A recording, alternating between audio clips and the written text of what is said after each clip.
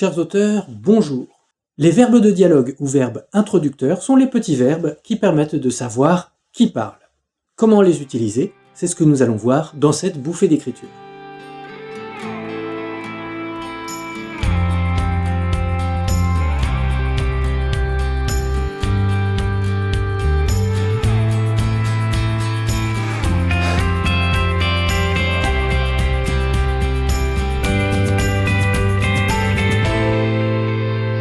Prenons un dialogue entre deux personnages qui se promènent dans un parc. « Oncle Xavier, ça sent bon ?» dit l'enfant. « Ça sent le marécage et je sens que je m'enrhume » dit l'oncle Xavier. « Regarde toutes ces étoiles » dit l'enfant. « J'aime mieux regarder où je mets les pieds » dit l'oncle Xavier. Une première chose vous frappe peut-être, c'est la répétition du verbe « dire ».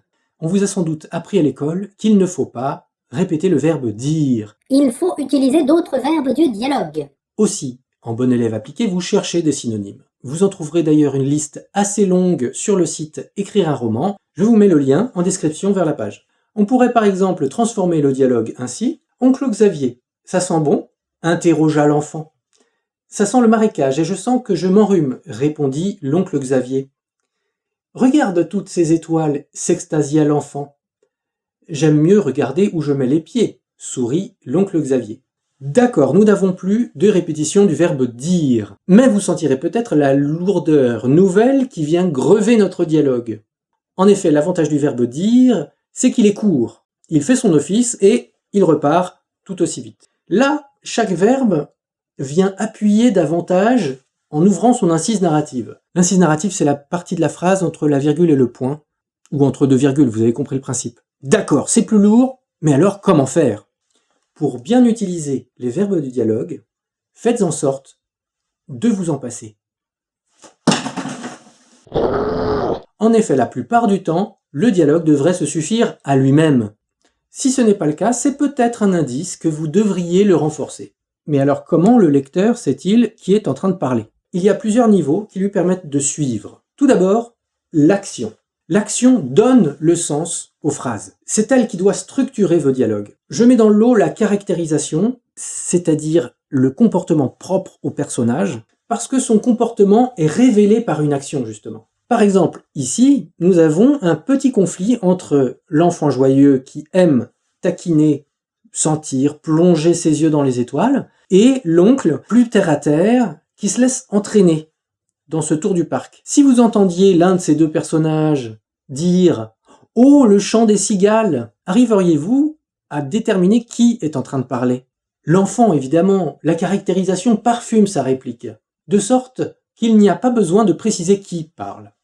De même, s'il n'y a pas d'autres personnages, on se doute de qui vient les réponses, le rythme alterné du dialogue sert de repère. Après l'action, la mise en scène.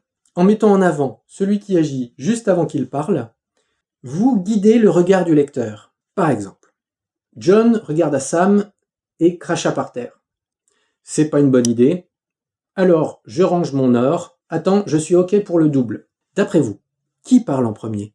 Hors contexte, on attribue intuitivement la première parole à John, parce qu'on l'a vu juste avant cracher par terre. L'auteur a guidé notre regard vers John. Il est donc inutile de préciser que c'est lui qui parle.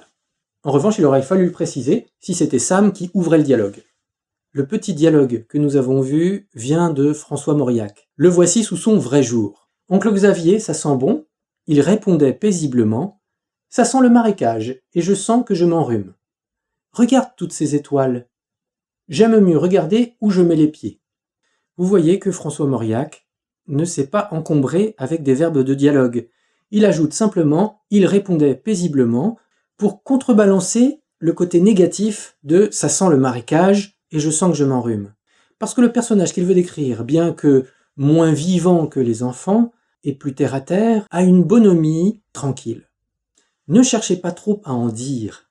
Il est bon de laisser le lecteur actif, de ne pas lui mâcher sa lecture. C'est valable ici et pour beaucoup d'autres choses, un lecteur actif est un lecteur heureux.